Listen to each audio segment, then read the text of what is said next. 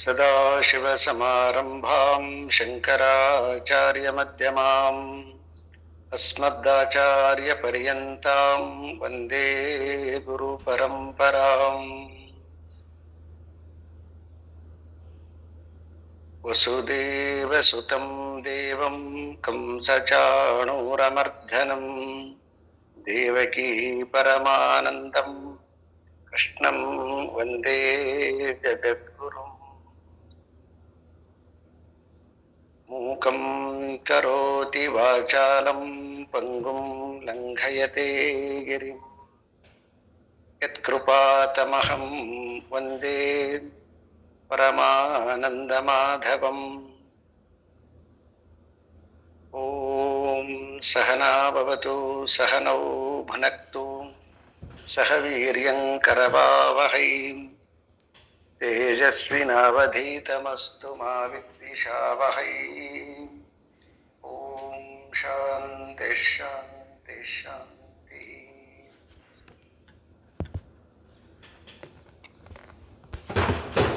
ಪರಮಾತ್ಮನ ಅನುಗ್ರಹದಿಂದ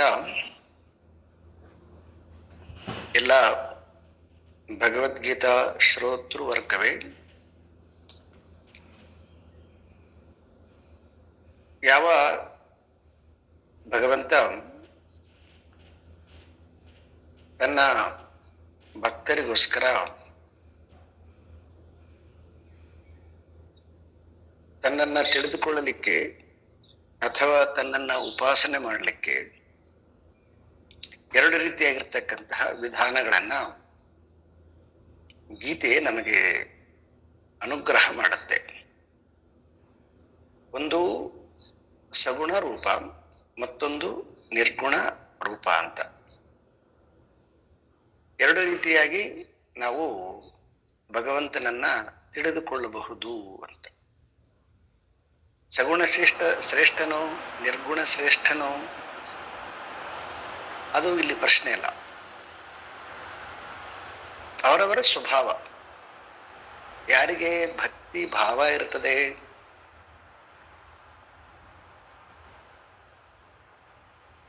ಸ್ವಾಮಿ ಮತ್ತು ಸೇವಕನ ಭಾವ ಇರ್ತದೆ, ಅಂತಹ ಸ್ವಭಾವದವರಿಗೆ ಭಕ್ತಿಯ ಮಾರ್ಗ ಅಂದ್ರೆ ಸಗುಣ ಉಪಾಸನೆಯ ಮಾರ್ಗ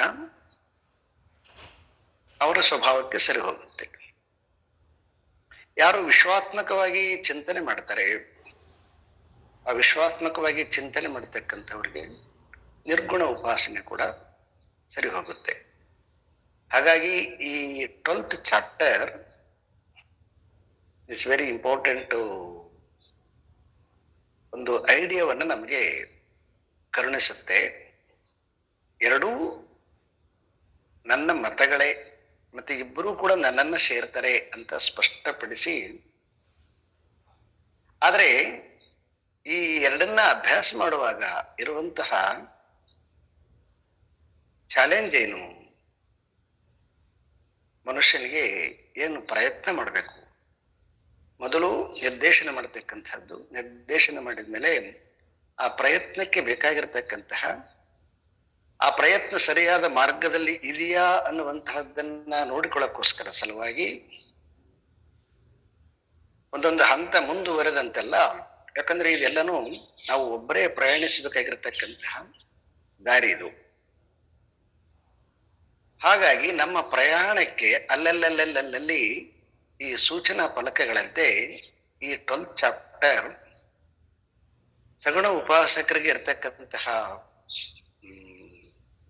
ಚಾಲೆಂಜ್ ಏನು, ಮತ್ತು ನಿರ್ಗುಣ ಉಪಾಸಕನಿಗೆ ಇರ್ತಕ್ಕಂತಹ ಚಾಲೆಂಜ್ ಏನು, ದೆನ್ ಅದಾದ್ಮೇಲೆ ಉಪಾಸನೆ ಮಾಡುವಾಗ ಏನೆಲ್ಲ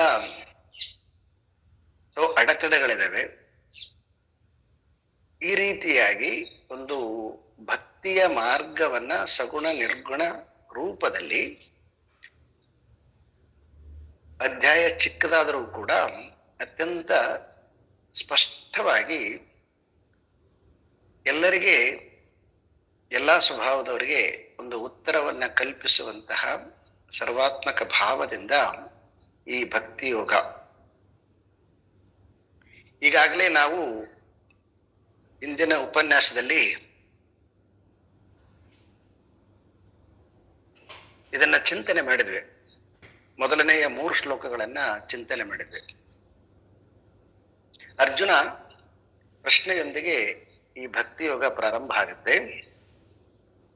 ಏವಂ ಸತತ ಯುಕ್ತಾಯೇ ಭಕ್ತಾಸ್ತ್ವಾಂ ಪರಿ ಉಪಾಸತೆ ಏಚ ಅಪಿ ಅಕ್ಷರಂ ಅವ್ಯಕ್ತಂ ತೇಷಾಂ ಕೆ ಯೋಗ ವಿತ್ತಮಃ ಎನ್ನುವಂತಹದ್ದು ಅರ್ಜುನನ ಪ್ರಶ್ನೆಯಾಗಿತ್ತು. ಯಾರು ನಿನ್ನನ್ನ ನಿರಂತರವಾಗಿ ಉಪಾಸನೆ ಮಾಡ್ತಾರೋ ಅದು ಒಂದು ರೀತಿಯಾಗಿರ್ತಕ್ಕಂತಹ ಸಗುಣ ಉಪಾಸನೆ. ಏಚ ಅಪಿ ಅಕ್ಷರಂ ಅವ್ಯಕ್ತಂ, ಯಾರು ಅಕ್ಷರವನ್ನ ಅವ್ಯಕ್ತವನ್ನು ಉಪಾಸನೆ ಮಾಡ್ತಾರೋ, ನಿರ್ಗುಣವನ್ನು ಉಪಾಸನೆ ಮಾಡ್ತಾರೋ, ಈ ಎರಡನ್ನ ನನಗೆ ತಿಳಿಸಿದ್ದೀಯ ನೀನು. 8ನೇ ಅಧ್ಯಾಯದಲ್ಲಿ, 9ನೇ ಅಧ್ಯಾಯದಲ್ಲಿ, ಮತ್ತೆ ಅದಕ್ಕಿಂತ ಹಿಂದಿನ 6ನೇ ಅಧ್ಯಾಯದಲ್ಲಿ ಕೂಡ ನಿರ್ಗುಣ ಉಪಾಸನೆಯನ್ನ ತಿಳಿಸಿದ್ದೀಯ. ಅದಾದ್ಮೇಲೆ 11ನೇ ಅಧ್ಯಾಯದಲ್ಲಿ ಸಗುಣ ಉಪಾಸನೆಯನ್ನ ಕೂಡ ತಿಳಿಸಿದ್ದೀಯ. ಹಾಗಾಗಿ ಈ ಎರಡರಲ್ಲಿ ಯಾವುದು ಉತ್ತಮ ಅನ್ನುವಂತಹದ್ದು ಅರ್ಜುನನ ಮೊದಲನೆಯ ಪ್ರಶ್ನೆ. ಅದಕ್ಕೆ ಭಗವಂತ ಸ್ಪಷ್ಟ ಮಾಡಿದ, ಮಯ್ಯಾವೇಶ್ಯ ಮನೋ ಈಮಾಂ ನಿತ್ಯಯುಕ್ತ ಉಪಾಸತೆ ಶ್ರದ್ಧೆಯ ಪರಯೋಪೇತಾಹ ತೇಮೇ ಯುಕ್ತತಮ ಮತಾಹ. ಮಯ್ಯ ಆವೇಶ ಅಂದ್ರೆ ಮನಸ್ಸನ್ನ ಸಂಪೂರ್ಣವಾಗಿ ನನ್ನಲ್ಲಿ ಕೇಂದ್ರೀಕರಿಸಿ ಯಾರು ನಿತ್ಯ ನನ್ನನ್ನ ಉಪಾಸನೆ ಮಾಡ್ತಾರೋ ಮತ್ತು ಶ್ರದ್ಧೆಯಿಂದ ಯಾರು ನನ್ನನ್ನು ಉಪಾಸನೆ ಮಾಡ್ತಾರೋ ಅವರು ನನಗೆ ಅತ್ಯಂತ ಪ್ರಿಯರು. ಯುಕ್ತತಮ ಅಂತ, ಯುಕ್ತತಮರು ಅಂತಂದ್ರೆ ನನಗೆ ಅತ್ಯಂತ ಪ್ರಿಯರು ಎನ್ನುವಂತಹದ್ದು ನನ್ನ ಮತ. ಇದು ಸಗುಣ ಉಪಾಸಕರಿಗೆ ಕೊಟ್ಟಿರ್ತಕ್ಕಂತಹ ಒಂದು ಆಶ್ವಾಸನ ಶ್ಲೋಕ. ಈ ಆಶ್ವಾಸನ ಶ್ಲೋಕವನ್ನ ನಾವು ಇಂದಿನ ಉಪನ್ಯಾಸದಲ್ಲಿ ಪ್ರಹ್ಲಾದ ಇರ್ಬೋದು, ಧ್ರುವ ಮಹಾರಾಜ ಇರ್ಬೋದು, ಗಜೇಂದ್ರ ಇರ್ಬೋದು, ಮತ್ತೆ ಗೋಪಿಕಾ ಕನ್ಯರ್ ಇರ್ಬೋದು, ಪುರಂದರ ದಾಸರಿರ್ಬೋದು, ಶ್ರೀರಾಮಕೃಷ್ಣ ಪರಮಹಂಸರು ಇರ್ಬೋದು, ಹೀಗೆ ಅನೇಕ ಮಹನೀಯರು ಈ ಸಗುಣ ಉಪಾಸನೆಯನ್ನ ಮಾಡಿ ಆ ಪರಮಾತ್ಮನನ್ನ ಪಡೆದುಕೊಂಡಿರ್ತಕ್ಕಂತಹದ್ದು ಈಗಾಗಲೇ ತುಂಬಾ ಜನಕ್ಕೆ ಗೊತ್ತಿರತಕ್ಕಂತಹ ಸಂಗತಿಯನ್ನ ನಾವು ಪಾಠದ ನಿಮಿತ್ತವಾಗಿ ಮತ್ತೊಮ್ಮೆ, ಯಾಕಂತಂದ್ರೆ ಶಾಸ್ತ್ರದಲ್ಲಿ ಮತ್ತೆ ಮತ್ತೆ ಹೇಳುವಂತಹದ್ದು ಅದು ದೋಷ ಅಲ್ಲ ಅಂತ ವ್ಯಾಸ ಮಹರ್ಷಿಗಳು ಮಹಾಭಾರತದಲ್ಲಿ ಸ್ಪಷ್ಟನೆ ಮಾಡಿದ್ದಾರೆ. ನಮಗೆ ಯಾರು ಜಡ್ಜ್ಮೆಂಟ್ ಅಂತಂದ್ರೆ ವ್ಯಾಸರೇ ಜಡ್ಜ್ಮೆಂಟ್. ನಮಗೆ ವ್ಯಾಸರು ಏನ್ ಹೇಳ್ತಾರೋ ಅದು ಫೈನಲ್ ಅಂತ. ಹಾಗಾಗಿ ಪುನಃ ಪುನಃ ಮತ್ತೆ ಮತ್ತೆ ಯಾಕೆ ನಾವು ಕೇಳಿದ್ದನ್ನ ಕೇಳಬೇಕು ಅಂತಂದ್ರೆ, ಕೇಳಿದ್ದನ್ನ ಕೇಳಬಹುದು, ಆದರೆ ಕೇಳಿರುವಂತಹದ್ದನ್ನ ಮನಸ್ಸಿನಲ್ಲಿ ನಿಲ್ಲಿಸ್ಲಿಕ್ಕೆ ನಿರಂತರವಾಗಿರ್ತಕ್ಕಂತಹ ಪ್ರಯತ್ನ ಬೇಕಾಗತ್ತೆ. ತತ್ಕಾರಣೇನ ಪುನಃ ಪುನಃ ಚಿಂತನೆ ಮಾಡುವಂತಹದ್ದು ಶಾಸ್ತ್ರದಲ್ಲಿ ಒಂದು ಭಾಗವಾಗಿದೆ. ಹೀಗೆ ಒಂದು ಸಗುಣ ಉಪಾಸನೆಯ ಭಕ್ತರು ನನಗೆ ಇಷ್ಟ ಅಂತ ಹೇಳಿದ್ಮೇಲೆ ಭಗವಂತ, ಹಾಗಿತ್ತಂದ್ರೆ ನಿರ್ಗುಣ ಉಪಾಸಕರು ಇಷ್ಟ ಅಲ್ವಾ ಅಂತಂದ್ರೆ, ಇಲ್ಲ, ಅವರೂ ಕೂಡ ಇಷ್ಟನೇ ಅಂತ ಹೇಳಿ ಈ 2 ಶ್ಲೋಕಗಳನ್ನ, ಶ್ಲೋಕ ನಂಬರ್ 3 ಮತ್ತೆ ಶ್ಲೋಕ ನಂಬರ್ 4, ಈ ಎರಡರಲ್ಲಿ ಕೂಡ ಆ ನಿರ್ಗುಣ ಉಪಾಸಕರ ಉಪಾಸನೆಯ ಕ್ರಮ ಅದು ಹೇಗಿದೆ ಅದರ ಬಗ್ಗೆ ಈ ಎರಡು ಶ್ಲೋಕಗಳಲ್ಲಿ ಭಗವಂತ ತಿಳಿಸ್ತಾ ಇದ್ದಾರೆ. ಏತ್ವಕ್ಷರಮನಿರ್ದೇಶ್ಯಂ ಅವ್ಯಕ್ತಂ ಪರ್ಯುಪಾಸತೆ ಸರ್ವತ್ರ ಗಮಚಿಂತ್ಯಂಚ ಕೂಟಸ್ಥಂ ಅಚಲಂ ಧ್ರುವಂ ಸನ್ನಿಯಮ್ಯೇಂದ್ರಿಯಗ್ರಾಮಂ ಸರ್ವತ್ರ ಸಮಬುದ್ಧಯಃ ತೇ ಪ್ರಾಪ್ನುವಂತಿ ಮಾಂ ಏವ ಸರ್ವಭೂತಹಿತೇ ರತಾಃ. ಏ ತ್ವ ಅಕ್ಷರಂ ಅನಿರ್ದೇಶ್ಯಂ ಅವ್ಯಕ್ತಂ ಪರ್ಯುಪಾಸತೆ ಸರ್ವತ್ರ ಗಂ ಅಚಿಂತ್ಯಂ ಚ ಕೂಟಸ್ಥಂ ಅಚಲಂ ಧ್ರುವಂ. ಪದ ವಿಚ್ಛೇದನ. ಸನ್ನಿಯಮ್ಯೇಂದ್ರಿಯ ಗ್ರಾಮಂ ಸಂನಿಯಮ ಇಂದ್ರಿಯ ಗ್ರಾಮಂ. ಸಂನಿಯಮ ಅಂತ, ಸಂನಿಯಮ ಅಂದ್ರೆ ನಿಯಂತ್ರಿಸುವಂತಹದ್ದು ಅಂತ. ಸಂನಿಯಮಂ ಇಂದ್ರಿಯಂ ಗ್ರಾಮಂ ಸರ್ವತ್ರ ಸಮಂ ಬುದ್ಧಯಃ ತೇ ಪ್ರಾಪ್ನುವಂತಿ ಮಾಂ ಏವ ಸರ್ವಭೂತ ಹಿತೇ ರತಾಃ. ರತಾಃ, ರಥ ಅಂದ್ರೆ ಅದರಲ್ಲಿ ರಮಿಸುವಂತಹದ್ದು ಅಂತ. ಈಗ ಏ ಅಕ್ಷರಂ, ಅಕ್ಷರ ಯಾವುದು? ಅಕ್ಷರ ನಾವಾಗ ಈಗಾಗಲೇ ಕ್ಷರ ಮತ್ತು ಅಕ್ಷರ ಅಂತಕ್ಕಂತಹ ವಿಷಯವನ್ನ ಚಿಂತನೆ ಮಾಡಿದ್ದೀವಿ. ಯಾವುದು ನಾಶವಾಗತಕ್ಕಂಥದ್ದು ಇದೆಯೋ ಅದು ಅಕ್ಷರ, ಯಾವುದು ನಾಶವಾಗದೇ ಇರತಕ್ಕಂಥದ್ದು ಇದೆಯೋ ಅದು ಅಕ್ಷರ. ಓಂಕಾರ ಅಕ್ಷರ. ಈ ಓಂಕಾರ ಸ್ವರೂಪನಾಗಿರ್ತಕ್ಕಂಥ ಓಂಕಾರ ಅಂದಗಳಿಗೆ ಮತ್ತೆ ಅದನ್ನು ಸಗುಣ ಉಪಾಸನೆ ಅಂತ ಅರ್ಥ ಮಾಡಿಕೋಬೇಡಿ. ಯೋಗಾಚಾರ್ಯರು ಕೂಡ ಓಂಕಾರಂ ಧ್ಯಾನಂ ಉತ್ತಮಂ ಅಂತ ಸೂತ್ರ, ಪತಂಜಲ ಸೂತ್ರ. ಓಂಕಾರ ಅದು ಅಕ್ಷರ ರೂಪೇಣ ಕಂಡರೂ ಕೂಡ ಅದು ಸಾಮಾನ್ಯ ಅಕ್ಷರ ಅಂತಂದ್ರೆ ಭಾಷೆಯಿಂದ. ಆದ್ರೆ ಅದರ ಸ್ವರೂಪ ಏನಂತಂದ್ರೆ ಅದು ನಿರ್ಗುಣ ಅಂತ. ಯಾಕಂದ್ರೆ ಓಮನ್ನ ಕಣ್ಣು ಮುಂದೆ ತಂದುಕೊಳ್ಳಿ, ನಿಮ್ಗೆ ಯಾವುದೇ ರೀತಿಯಾಗಿರ್ತಕ್ಕಂತಹ ಕಲ್ಪನೆ ಬರಕ್ಕೆ ಸಾಧ್ಯ ಇಲ್ಲ. ಯಾರಾದರೂ ಪ್ರಯತ್ನ ಮಾಡೋರಿದ್ರ ಅಂತಂದ. ಅದೇ ನೀವು ದೇವರನ್ನು ತಂದುಕೊಳ್ಳಿ, ಬೇರೆ ಯಾರಾದರೂ ನಿಮಗೆ ವಿಷ್ಣುವನ್ನ, ಶಿವನನ್ನ, ಗಣೇಶನನ್ನ ತಂದುಕೊಳ್ಳಿ, ಕಾಳಿಯನ್ನ ತಂದುಕೊಳ್ಳಿ, ಅಲ್ಲಿ ಬರ್ತಕ್ಕಂತಹ ಥಾಟ್ಸ್ಗಳ ಒಂದು ವ್ಯವಸ್ಥೆ ಬೇರೆ ಬೇರೆ ಇರ್ತದೆ. ಇಲ್ಲಿ ಒಂದು ನಮಗೆ ಆಲಂಬನಕ್ಕೋಸ್ಕರವಾಗಿ ಅಕ್ಷರ ಅಂತ ಇದ್ರೂ ಕೂಡ ಅದು ನಿರಾಲಂಬನವಾಗಿರ್ತಕ್ಕಂಥದ್ದು. ಇಲ್ಲಿ ಅಕ್ಷರ ಅಂತಕ್ಕಂಥದ್ದನ್ನ ಶಾಶ್ವತವಾಗಿರ್ತಕ್ಕಂಥದ್ದು ಅಂತ ಭಾಷೆ ನೋಡೋಣಂತ. ಆಮೇಲೆ ಅನಿರ್ದೇಶಂ. ಅನಿರ್ದೇಶಂ ಅಂತಂದ್ರೆ ನಿರ್ದೇಶನ ಮಾಡ್ಲಿಕ್ಕೆ ಅಸಾಧ್ಯವಾಗಿರ್ತಕ್ಕಂತಹದ್ದು. ನಿರ್ದೇಶನ ಅಂತಂದ್ರೆ ಈಗ ಒಂದು ಬುಕ್ ಇದೆ ಅಂತ ಹೇಳ್ತೀವಿ, ಕಣ್ಮುಂದೆ ಕಾಣಿಸ್ತದೆ, ಅದು ನಿರ್ದೇಶನ. ಅಲ್ಲಿದೆ ನೋಡು, ಬುಕ್ ತಗೋ, ಆರ್ಡರ್ ಮಾಡೋದು. ಆದ್ರೆ ಈ ಪರಮಾತ್ಮ ಅನಿರ್ದೇಶಂ, ಹೀಗೆ ಸೂಚಿತವಾಗಿ ಸಿಗುವಂತವನು ಅಲ್ಲ. ನಿರ್ದೇಶ ಮಾಡಲಿಕ್ಕೆ ಅಸಾಧ್ಯನಾಗಿರ್ತಕ್ಕಂಥವನು ಅನಿರ್ದೇಶಂ. ಅನಿರ್ದೇಶಂ ಇಂದ್ರಿಯಗಳಿಗೆ ಗೋಚರ ಆದಾಗ ನಿರ್ದೇಶನ ಮಾಡಲಿಕ್ಕೆ ಬರುತ್ತೆ. ಇಂದ್ರಿಯಗಳಿಗೆ ಗೋಚರವಲ್ಲದೆ ಇರುವುದರಿಂದ ಅನಿರ್ದೇಶಂ. ಇನ್ನು ಮೂರನೇದು ಅವ್ಯಕ್ತಂ. ವ್ಯಕ್ತಂ ಅನ್ನುವಂತಹದ್ದು ಕಾಣಿಸುವಂತಹದ್ದು, ಅವ್ಯಕ್ತಂ ಅಂತಕ್ಕಂತಹದ್ದು ಕಾಣಿಸ್ತೇ ಇರ್ತಕ್ಕಂಥದ್ದು.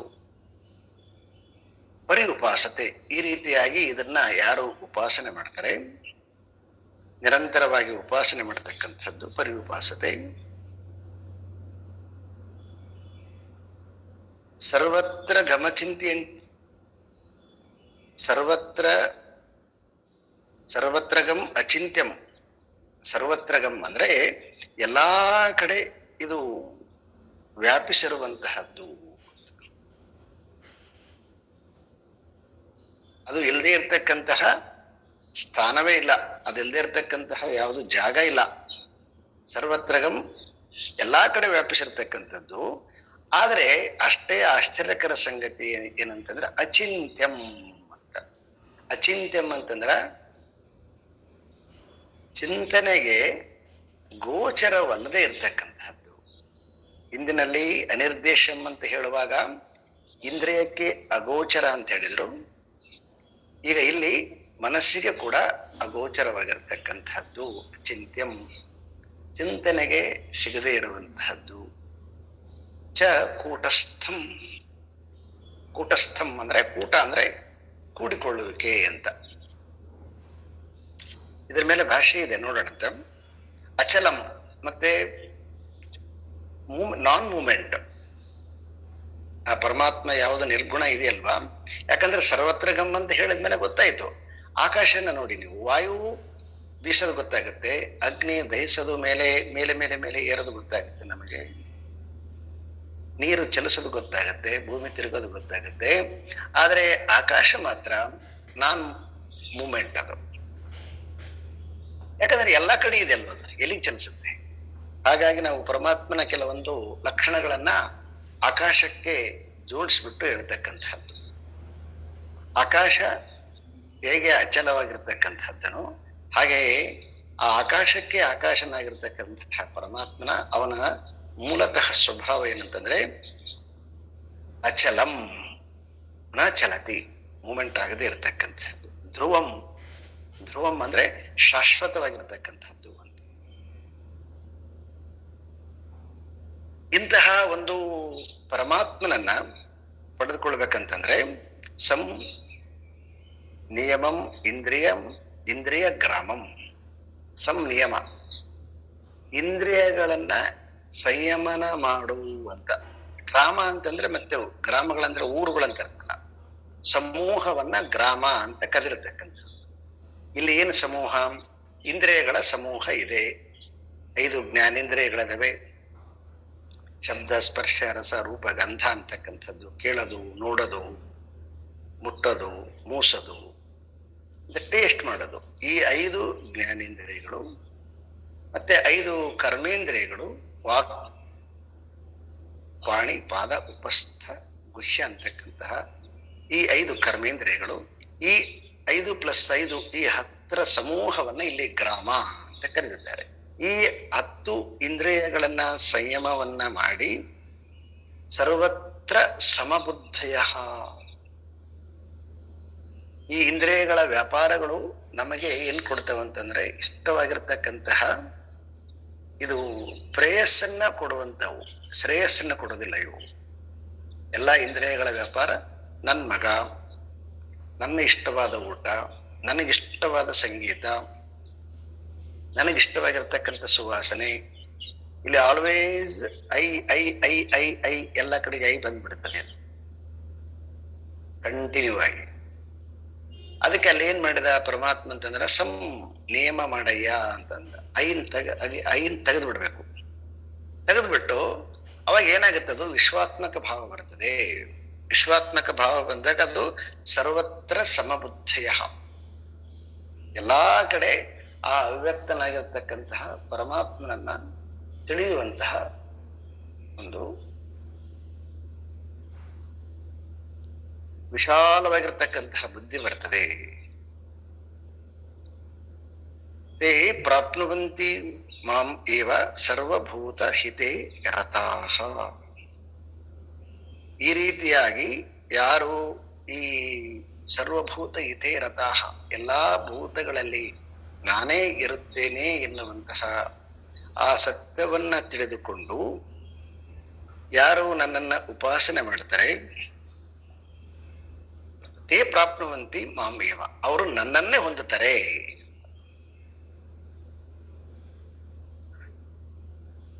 ಈ 2 ಶ್ಲೋಕಗಳು ಭಗವಂತ ಯಾರು ನಿರ್ಗುಣ ಉಪಾಸಕರು ಅವರಿಗೆ ನಿರ್ದೇಶನ ಮಾಡಿರ್ತಕ್ಕಂಥದ್ದು. ಇಲ್ಲಿ ಒಂದಿಷ್ಟು ಭಾಷ್ಯದ ಸ್ವಲ್ಪ ನೋಡುವ, ಬಹಳ ಏನಿಲ್ಲ. ಈ ಶ್ಲೋಕಕ್ಕೆ 3 ಮತ್ತು 4ನೇ ಶ್ಲೋಕಕ್ಕೆ ಏತು ಅಕ್ಷರಂ ಅನಿರ್ದೇಶಂ. ಏತು ಅಕ್ಷರ, ಅಕ್ಷರ ಅಂತಕ್ಕಂಥದ್ದು ಏನಿದೆ ಅಲ್ವಾ ಅದು ಅನಿರ್ದೇಶವಾಗಿರ್ತಕ್ಕಂತಹದ್ದು, ಅವ್ಯಕ್ತ, ವ್ಯಕ್ತವಾಗದೇ ಇರುವಂತಹದ್ದು. ಅಶಬ್ದ ಗೋಚರಂ ಇತಿ ನ ನಿರ್ದೇಷ್ಟುಂ ಶಕ್ಯತೆ ಅತಃ ಅನಿರ್ದೇಶಂ. ಅವ್ಯಕ್ತಂ ನ ಕೇನಾಪಿ ಪ್ರಮಾಣೇನ ವ್ಯಜ್ಯತೆ ಇತಿ ಅವ್ಯಕ್ತಂ. ಅಂದ್ರೆ ಯಾವುದೇ ರೀತಿಯಾಗಿರ್ತಕ್ಕಂತಹ ಪ್ರಮಾಣ, ಅಂದ್ರೆ ನಮಗೆ ಪ್ರಮಾಣ ಏನು? ನಮ್ಮ ವ್ಯವಹಾರ ಮಾಡಲಿಕ್ಕೆ ನಮಗೆ ಇಂದ್ರಿಯಗಳೇ ಪ್ರಮಾಣ, ನಮ್ಮ ಮನಸ್ಸೇ ಪ್ರಮಾಣ. ಆದರೆ ಇದು ಮನಸ್ಸು ಮತ್ತು ಇಂದ್ರಿಯಗಳಿಗೆ ಅಗೋಚರವಾಗಿರ್ತಕ್ಕಂತಹದ್ದು. ಹಾಗಾಗಿ ಇದನ್ನ ಪ್ರಮಾಣೀಕರಿಸಲಿಕ್ಕೆ ಅಸಾಧ್ಯವಾಗಿರ್ತಕ್ಕಂಥದ್ದು. ಅಪ್ರಮಾಣೇನ,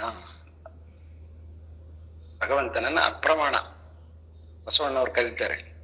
ಅಪ್ರಮಾಣ ಕೂಡಲ ಸಂಗಮ ದೇವ. ಅವನ್ನ ಅವರು ಹೊಗಳಿದ್ರು, ಎಷ್ಟು ಹೊಗಳಿದ್ರು ಕೂಡ ಆ ಪ್ರಮಾಣೀಕರಿಸ್ಲಿಕ್ಕೆ ಸಾಧ್ಯ ಆಗ್ಲಿಲ್ಲ. ಅದಕ್ಕೆ ಜಗದಗಲ ಮಿಗೆಯಗಲ ಮುಗೆಯಗಲ ನಿಮ್ಮಗಲ ಪಾತಾಳದಿಂದ ತತ್ತ ನಿಮ್ಮ ಶ್ರೀ ಚರಣ, ಬ್ರಹ್ಮಾಂಡದಿಂದ ತತ್ತ ನಿಮ್ಮ ಶ್ರೀ ಮುಕುಟ, ಅಗಮ್ಯ ಅಗೋಚರ ಅಪ್ರತಿಮ ಲಿಂಗವೇ ಅಂತ ಕರೆದರು. ಲಿಂಗ ಅಂದಗಳಿಗೆ ಲಕ್ಷಣ ಅಂತ. ಆ ಪರಮಾತ್ಮನ ಲಕ್ಷಣವನ್ನ ಶ್ಲೋಕದಲ್ಲಿ, ಆ ವಚನದಲ್ಲಿ ಅವರು ಹಿಡಿದಿಟ್ಟಿದ್ದಾರೆ. ಹಾಗೆ ಈ ಪರಮಾತ್ಮ ಅಂತಕ್ಕಂಥದ್ದು ಯಾವುದು ನಿರ್ಗುಣ ಅಂತಕ್ಕಂಥದ್ದಿದೆಯೋ ಅದು ಪ್ರಮಾಣೀಕರಿಸಲಿಕ್ಕೆ ಅಸಾಧ್ಯವಾಗಿರ್ತಕ್ಕಂಥದ್ದು. ಹಾಗಾಗಿ ಅದನ್ನ ಅಪ್ರಮಾಣ ಅಂತ. ಪರಿ ಉಪಾಸತೆ, ಪರಿ ಸಮಂತಾತ್ ಉಪಾಸತೆ, ಪರಿ ಉಪಾಸತೆ. ಇದನ್ನ ಶಂಕರ ತುಂಬ ಚೆನ್ನಾಗಿ ಹೇಳಿದರೆ, ಉಪಾಸನಂ ನಾಮ ಯಥಾಶಾಸ್ತ್ರಂ ಉಪಾಸ್ಯಸ್ಯ ಅರ್ಥಸ್ಯ ವಿಷಯೀಕರಣೇನ ಸಾಮೀಪ್ಯಂ ಉಪಗಮ್ಯ ತೈಲಧಾರವತ್ ಸಮಾನ ಪ್ರತ್ಯಯ ಪ್ರವಾಹೇಣ ದೀರ್ಘಕಾಲಂ ಯತ್ ಆಸನಂ ತತ್ ಉಪಾಸನಂ ಆಚಕ್ಷತೆ. ಪರಿಉಪಾಸತೆ ಅಂತಕ್ಕಂಥದ್ದಕ್ಕೆ ಶಂಕರರ ಭಾಷ್ಯ. ಯಾವುದು ಅವ್ಯಕ್ತ ಅಂತಿದೆಯೋ, ಯಾವುದು ಅಕ್ಷರ ಅಂತಿದೆಯೋ ಅದನ್ನ ಪರಿ ಉಪಾಸನೆ ಮಾಡುವರು. ಪರಿ ಅಂದ್ರೆ ಎಲ್ಲೆಲ್ಲಿಯೂ ಅಂತ ಅರ್ಥ. ಪರಿ ಉಪಾಸನೆ ಅಂತಂದ್ರೆ ಎಲ್ಲೆಲ್ಲಿ ಕೂಡ ಉಪಾಸನೆ ಮಾಡತಕ್ಕಂಥವ್ರು. ಎರಡು ರೀತಿಯಾಗಿ ಅರ್ಥವನ್ನು ಹೇಳ್ತಾರೆ. ಉಪಾಸನೆ ಪರಿಯು ಅಂತಂದ್ರೆ ಎಲ್ಲೆಲ್ಲಿ, ಪರಿ ಅಂದ್ರೆ ಎಲ್ಲೆಲ್ಲಿ ಉಪಾಸನೆ ಮಾಡ್ತಕ್ಕಂಥವ್ರು ಅಂತ. ಉಪಾಸನೆ ಅಂತಕ್ಕಂದ್ರೆ ಉಪಾಸನೆ ಮಾಡಬೇಕಾದ ವಸ್ತುಗಳನ್ನು ಶಾಸ್ತ್ರದಲ್ಲಿ ಹೇಳಿರುವಂತೆ ವಿಷಯವಾಗಿಸಿಕೊಂಡು ಸಮೀಪಕ್ಕೆ ಬಂದು ಎಣ್ಣೆಯ ಧಾರೆಯಂತೆ ಒಂದೇ ಪ್ರತ್ಯಯವನ್ನು ಹರಿಸುತ್ತಾ ಬಹಳ ಹೊತ್ತು ಇರುವುದು, ಇದನ್ನು ಉಪಾಸನೆ ಎನ್ನುತ್ತಾರೆ.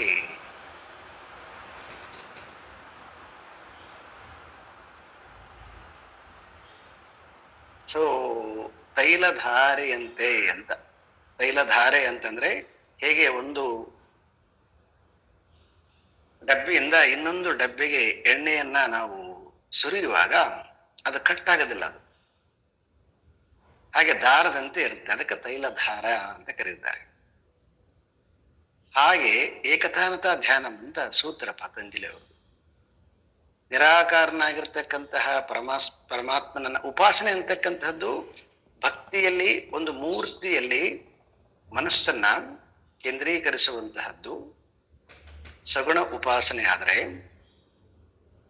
ಸರ್ವತ್ರ ಅಂದ್ರೆ ಎಲ್ಲಾ ಕಡೆ ಇರುವಂತಹ ವಿಶ್ವಾತ್ಮಕನಾಗಿರ್ತಕ್ಕಂತಹ ಪರಮಾತ್ಮನನ್ನ ಕೂಡ ಪರಿ ಉಪಾಸತೆ. ಆ ನಿರ್ಗುಣನಾಗಿರ್ತಕ್ಕಂತಹ ಪರಮಾತ್ಮನನ್ನ ಆ ನಿರ್ಗುಣ ಸ್ಥಿತಿಯಲ್ಲಿ ಮನಸ್ಸನ್ನ ಕೇಂದ್ರೀಕರಿಸಬೇಕು. ಸಗುಣದಲ್ಲೇ ಭಾರಿ ಕಷ್ಟದ ಕೆಲಸ. ಇನ್ನು ನಿರ್ಗುಣದಲ್ಲಿ ಕೇಂದ್ರೀಕರಿಸಬೇಕು ಅಂತಂದ್ರೆ ಆ ನಿರ್ಗುಣನಾಗಿರ್ತಕ್ಕಂತಹ ಪರಮಾತ್ಮನ ಜ್ಞಾನ ನಮಗೆ ಇರಬೇಕದು. ಇದ್ದಾಗ ಮಾತ್ರ ನಾವು ಆ ನಿರ್ಗುಣ ಉಪಾಸನೆಯನ್ನ ಮಾಡಲಿಕ್ಕೆ ಬರುತ್ತೆ. ಸೊ ಹಾಗಾಗಿ ಪುರುಷ ಸೂಕ್ತದಲ್ಲಿ ಓಂ ಸಹಸ್ರ ಶೀರ್ಷ ಪುರುಷ ಅಂತ. ಅವಾಗ ಏನಾಗುತ್ತೆ ಅಂತಂದ್ರೆ ಏನೆಲ್ಲ ನೋಡ್ತೀವೋ ಆ ನೋಡೋಲ್ಲೆಲ್ಲನೂ ಕೂಡ ಪರಮಾತ್ಮನೇ ಇದ್ದಾನೆ ಅನ್ನುವಂತಹ ಸರ್ವಭೂತ ಹಿತೆ ರಥಃ, ಅವಾಗ ಎಲ್ಲಾ ಭೂತಗಳನ್ನ ಪ್ರೀತಿ ಮಾಡಕ್ ಬರುತ್ತೆ.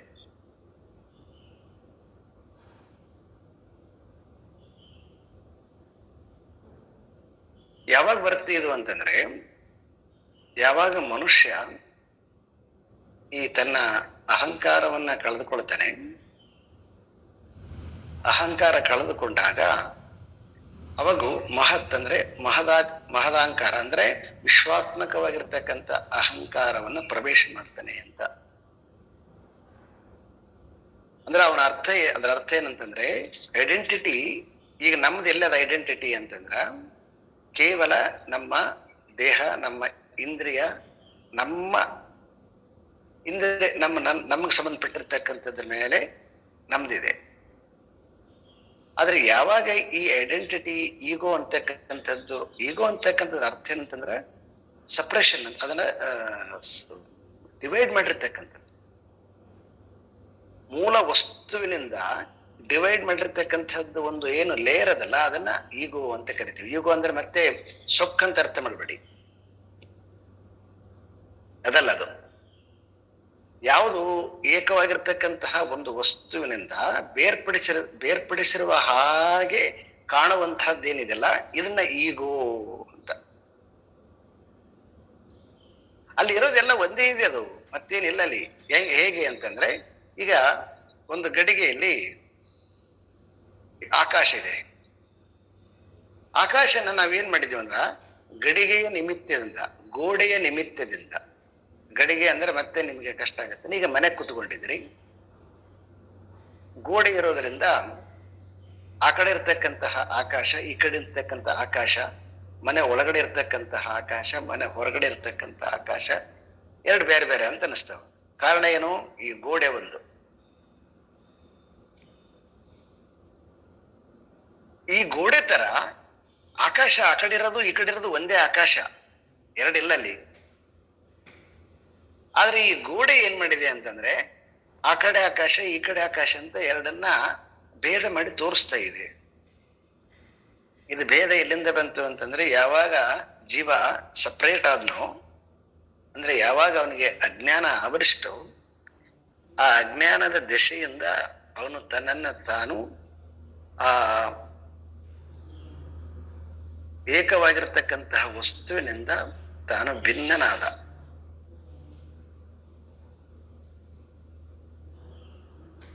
ಭಿನ್ನವಾಗಿರ್ತಕ್ಕಂತಹದ್ದು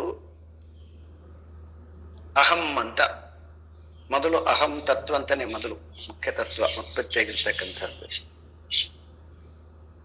ಯಾವಾಗಿದ್ದು ಅಹಂ ಬಂಧಗಳಿಗೆ, ಅವಾಗ ನಾನು ಬೇರೆ, ಪರಮಾತ್ಮ ಬೇರೆ, ನಾನು ಬೇರೆ, ಸೊ ನೀವು ಬೇರೆ ಅಂತಕ್ಕಂಥದ್ದು ಭೇದ ಹುಟ್ಟಿಗಂತ ಬಂತಿದೆ. ಆ ಕಾರಣದಿಂದನೇ ದ್ವೈತ ಫಿಲಾಸಫಿಯವರು ಆ ಪಂಚ ಭೇದಗಳನ್ನು ಮಾಡಿಬಿಟ್ಟಿದ್ದಾರೆ ಅವರು. ಹಾಗೆ ಸರಿ ಇದೆ ಅದು. ಅಂದ್ರೆ ಭೇದ ರೂಪೇಣ ಉಪಾಸನೆ ಮಾಡತಕ್ಕಂಥದ್ದು ಭಕ್ತಿ ಅಂದ್ರೆ ಸಗುಣ ಉಪಾಸನೆಗೆ ತುಂಬಾ ಸುಲಭವಾಗಿರ್ತಕ್ಕಂಥದ್ದು. ಅದಕ್ಕೆ ಎಲ್ಲ ದಾಸರುಗಳನ್ನು ನೀವು ನೋಡಿ, ಸಗುಣ ಉಪಾಸನೆಗೆ ಬಹಳ ಅತ್ಯಂತ ಮಹತ್ವ ಕೊಟ್ಟಿರ್ತಕ್ಕಂಥದ್ದು. ಆದ್ರೆ ಯಾರು ನಿರ್ಗುಣವನ್ನು ಉಪಾಸನೆ ಮಾಡ್ತಾರೋ, ನಿರ್ಗುಣವನ್ನು ಉಪಾಸನೆ ಮಾಡತಕ್ಕಂಥವ್ರು ಆ ವಿಶ್ವಾತ್ಮಕ ಭಾವವನ್ನ ಹೊಂದಬೇಕು. ವಿಶ್ವಾತ್ಮಕ ಭಾವವನ್ನ ಹೊಂದಬೇಕು ಅಂತಂದ್ರೆ, ಎಲ್ಲಾ ಕಡೆ ಇರ್ತಕ್ಕಂಥದ್ದು ಒಂದೇ ಒಂದು ಸರ್ವತ್ರವಾಗಿರ್ತಕ್ಕಂಥದ್ದು ಒಂದೇ ಒಂದು ತತ್ವ ಅನ್ನುವಂಥದ್ದು ಅನುಭವಕ್ಕೆ ಯಾವಾಗ ಬರುತ್ತೆ ಅಂತಂದ್ರೆ, ಆ ಈಗೋ, ಆ ಲೇಯರು, ಅದು ಮೂರು ರೀತಿಯಾಗಿರ್ತಕ್ಕಂತಹ ಈಗೋವನ್ನ ನಾವು ಪ್ರಮಾಣೀಕರಿಸ್ತೀವಿ. ಒಂದು ತಾಮಸಿಕ ಸ್ವಭಾವದ ಈಗೋ, ಒಂದು ರಾಜಸಿಕ ಸ್ವಭಾವದ ಈಗೋ, ಒಂದು ಸಾತ್ವಿಕ ಸ್ವಭಾವದ ಈಗೋ ಅಂತ. ತಮೋ ರಜದಲ್ಲಿದ್ದಾಗ ಆ ಈಗೋ ನಮಗೆ ಅದನ್ನ ಕಡಿಮೆ ಮಾಡಕ್ ಬರೋದಿಲ್ಲ. ಯಾವಾಗ ನಮ್ಮ ಮನಸ್ಸು ಸತ್ವ ಪರಿಪೂರ್ಣ ಆಗತ್ತೆ, ಸತ್ವದಿಂದ ತುಂಬುತ್ತೆ, ಸತ್ವದಿಂದ ತುಂಬಿದಾಗ ಆವಾಗ ಈಗೋ ಏನಾಗುತ್ತೆ ಬರ್ತದೆ ಅಂದ್ರೆ, ಈಗೋ ಲೀನ್ ಆಗ್ತಾ ಬರ್ತದೆ, ಕರಗ್ತಾ ಬರ್ತದೆ. ಆ ಕರಗ್ತಾ ಬಂದಾಗ ಆವಾಗ ಆ ಧ್ಯಾನಾರೂಢನಾಗಿರ್ತಕ್ಕಂಥವನು ಆ ಪೂರ್ಣನಾಗಿರ್ತಕ್ಕಂತಹ ಪರಮಾತ್ಮನಲ್ಲಿ ಸೇರಿಕೊಳ್ಳುತ್ತಾನೆ. ಅಂದ್ರೆ ಅವನ ಮನಸ್ಸು ಏನಾಗುತ್ತೆ, ಸಾಮಾನ್ಯವಾಗಿರ್ತಕ್ಕಂತಹ ಮನಸ್ಸು ಲಯವಾಗಿಬಿಡ್ತದೆ, ಈಗೋ ಲಯ ಆಗಿಬಿಡ್ತದೆ. ಅವಾಗ ಪೂರ್ಣನಾಗಿರ್ತಕ್ಕಂತಹ ಪರಮಾತ್ಮನಲ್ಲಿ ಅವನು ಲಗ್ನ ಆಗ್ತಾನೆ. ಹೀಗೆ ಲಗ್ನವಾಗಿರ್ತಕ್ಕಂತಹ ಜ್ಞಾನಿ ಯೋಗಿ ಹೊರಗಡೆ ಬಂದ ಮೇಲೆ ಅವನಿಗೆ ಅದರದ್ದೇನು ಅನುಭೂತಿ ಇದೆಯಲ್ಲ, ಆ ಅನುಭೂತಿಯಿಂದ ಅವನೇನ್ ಮಾಡ್ತಾನೆ ಅಂದ್ರೆ ಏನೆಲ್ಲ ಇದೆಯೋ ಅದೆಲ್ಲವೂ ಕೂಡ ಪರಮಾತ್ಮನೇ ಅನ್ನುವಂತಹ ಜ್ಞಾನ ಬರುತ್ತೆ ಅವನಿಗೆ. ಬರೀ ಉಪಾಸತೆ, ಎಲ್ಲಾ ಕಡೆ ಇರ್ತಕ್ಕಂಥವನು ಆ ಪರಮಾತ್ಮ ಅಂತಕ್ಕಂತಹ ಜ್ಞಾನ ಬರ್ತದೆ.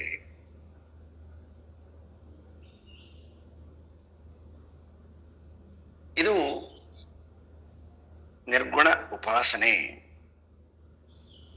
ಇನ್ನು ಕೂಟಸ್ಥ ಅಂತಕ್ಕಂಥದ್ದು ಒಂದು ವಿಶೇಷಣವನ್ನ ನಾವು ನೋಡೋಣ. ಕೂಟಸ್ಥ ಅಂತಂದ್ರೆ, ಕೂಟ ಅಂದ್ರೆ ಸೇರು ಅಂತ. ಇಲ್ಲಿ ಏನಾಗಿದೆ, ಎಲ್ಲಾ ಕಡೆ ಪರಮಾತ್ಮ ಇದ್ದಾನೆ, ನನ್ನಲ್ಲಿ ನಿನ್ನಲ್ಲಿ ಎಲ್ಲ ಕಡೆ. ಯಾಕಂತಂದ್ರೆ ಅವನು ಇಲ್ಲದೆ ಇರತಕ್ಕಂತಹ ಸ್ಥಾನ ಇಲ್ಲ. ಹೇಗೆ ಆಕಾಶ ಎಲ್ಲವನ್ನ ವ್ಯಾಪಿಸಿಕೊಂಡಿದೆಯೋ ಹಾಗೆ ಎಲ್ಲವನ್ನ ವ್ಯಾಪಿಸಿಕೊಂಡಿರ್ತಕ್ಕಂಥವನು ವಿಷ್ಣು. ಸರ್ವಂ ವ್ಯಾಪ್ನೋತಿ ಇತಿ ವಿಷ್ಣು ಅಂತ. ಎಲ್ಲವನ್ನು ವ್ಯಾಪಿಸಿಕೊಂಡಿರ್ತಕ್ಕಂತಹ ತತ್ವ ಯಾವುದಿದೆಯೋ ಅದು ವಿಷ್ಣು ಅಂತ. ಸೊ ಹಾಗಾಗಿ ಪರಮಾತ್ಮ ಇಲ್ಲದೆ ಇರತಕ್ಕಂತಹ ಒಂದೇ ಒಂದು ಸ್ವಲ್ಪನೂ ಕೂಡ ಇರಕ್ ಸಾಧ್ಯನೂ ಇಲ್ಲ. ಮತ್ತೆ ಈಗ ಪರಮಾತ್ಮ ಎಲ್ಲಾ ಕಡೆ ಇದ್ಮೇಲೆ ಈಗ ನಮಗೆ ಪ್ರಾಬ್ಲಮ್ ಆಗಿರ್ತಕ್ಕಂಥದ್ದು ಕೂಟಸ್ಥ ಅಂತಕ್ಕಂಥದ್ದಕ್ಕೆ ಅರ್ಥ ಹೇಳ್ತಾ ಇದ್ದೀನಿ. ಅಂದ್ರೆ ಇಲ್ಲಿ ಏನಾಗಿದೆ ಅಂತಂದ್ರೆ ಎಲ್ಲಾ ಕಡೆ ಇರ್ತಕ್ಕಂತಹ ಪರಮಾತ್ಮನನ್ನ ಈ ನಮ್ಮ ಮಹತ್ ತತ್ವ ಅಂತ ಏನ್ ಹೇಳಿದೆ ನಾನು, ಈ ಅಹಂಕಾರ, ಆ ಅಜ್ಞಾನದ ಕಾರಣದಿಂದ ಅಹಂಕಾರ ಅಲ್ಲಿ ಏನ್ ಮಾಡಿತಂತಂದ್ರೆ ಸೇರಿಕೊಂತದ್ರ ಜೊತೆಗೆ, ಅದು ಪರಮಾತ್ಮನ ಜೊತೆಗೆ ಸೇರಿಕೊಂಡು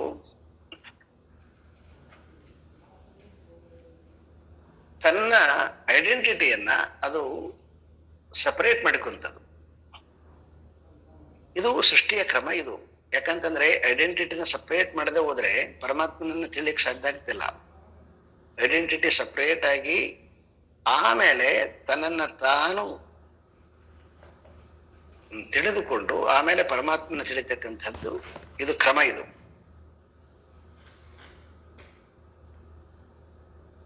ಈ ಐಡೆಂಟಿಟಿ ಏನಿದೆಯಲ್ವಾ, ಐಡೆಂಟಿಟಿ ಅಂತಕ್ಕಂಥದ್ದನ್ನ ನಾವು ಅದನ್ನ ಅಂತಃಕರಣ ಅಂತ ಕರಿತೀವಿ. ಕೂಟಸ್ಥ, ಕೂಟ ಪರಮಾತ್ಮ ಮತ್ತು ಈ ಅಂತಃಕರಣ ಈ ಎರಡು ಸೇರ್ಕೊಂಡವಂತಂದ್ರೆ ಎರಡು ಮಿಕ್ಸ್ ಆಗಿ ಒಂದ್ ಅರ್ಥಲ್ಲ.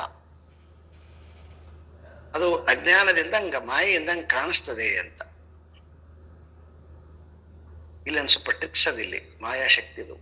ಆ ಮಾಯಾಶಕ್ತಿಯಿಂದ ಏನಾಗಿದೆ ಅಂತಂದ್ರೆ ಎರಡು ಸೇರಿಕೊಂಡಿರುವ ಹಾಗೆ ಕಾಣಿಸಿಕೊಳ್ತಕ್ಕಂಥದ್ದು. ಆ ಯಾವುದು ಸೇರಿಕೊಂಡಿರ್ತಕ್ಕಂಥ ಮಾಯಾಶಕ್ತಿಯನ್ನ ಯಾರು ಬಿಡಿಸ್ಕೊಳ್ತಾರೆ ಆವಾಗ ಅವನಿಗೆ ಕೂಟಸ್ಥನಾಗಿರ್ತಕ್ಕಂತಹ ಎಲ್ಲಾ ಕಡೆ ಇರತಕ್ಕಂತಹ, ಕೂಟಸ್ಥ ಅಂದ್ರೆ ಬರೀ ನನ್ನಲ್ಲಿರೋನಲ್ಲ, ಎಲ್ಲಾ ಕಡೆ ಇರತಕ್ಕಂತಹ ಪರಮಾತ್ಮ ಒಬ್ಬನೇ ಅನ್ನುವಂತಹದ್ದು ಯಾರ್ದಿದು ಅಂತಂದ್ರೆ ನಿರ್ಗುಣ ಉಪಾಸನೆ ಮಾಡಿಕೊಳ್ಳೋನು ತಿಳ್ಕೊಳ್ಬೇಕಾಗಿರ್ತಕ್ಕಂತಹ ಜ್ಞಾನ. ಸೊ ಇನ್ನು ಧ್ರುವಂ ಅಂದ್ರೆ ಇದು ಶಾಶ್ವತವಾಗಿರ್ತಕ್ಕಂಥದ್ದು.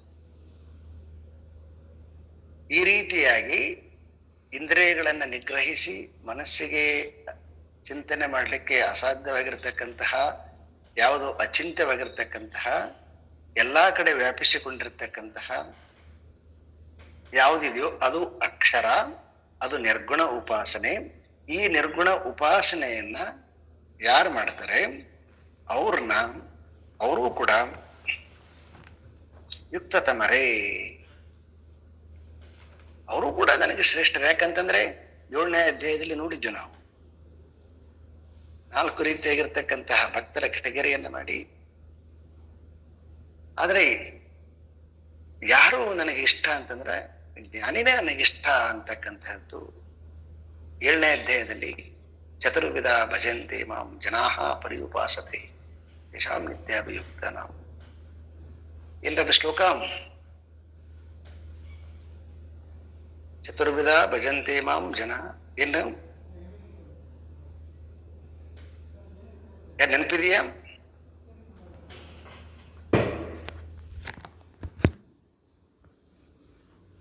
ಯಾರಿಗೆ ಕೇಳಿಸ್ತಾ ಇಲ್ವಾ?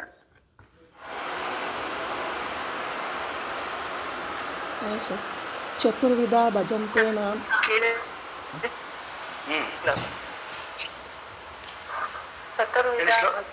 ಚತುರ್ವಿಧ ಭಜಂತೆ ಮಾಂ ಜನಾನೋ ಸುಕೃತೋರ್ಜುನ ಆರ್ತೋ ಜಿಜ್ಞಾಸಿ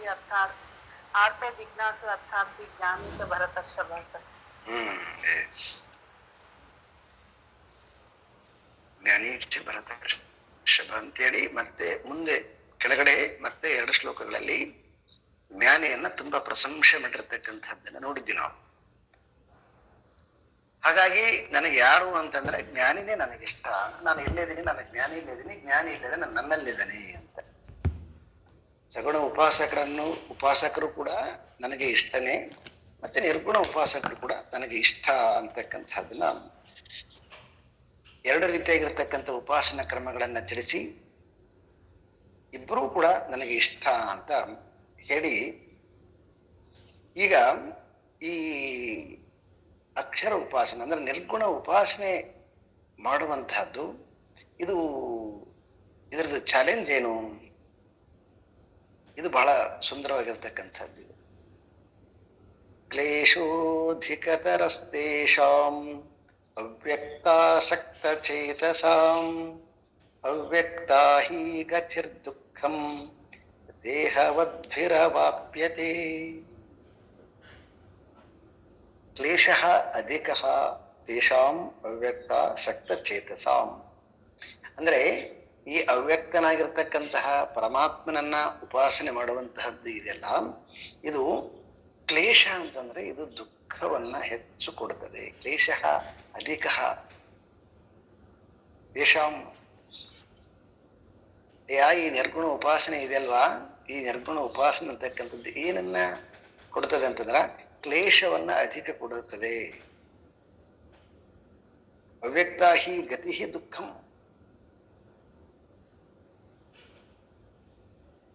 ಅವ್ಯಕ್ತ ಆಸಕ್ತ ಚಿತ್ತರಾಗಿರ್ತಕ್ಕಂಥವ್ರಿಗೆ ಇದು ಕ್ಲೇಶ ಅಧಿಕವಾಗಿರುತ್ತದೆ.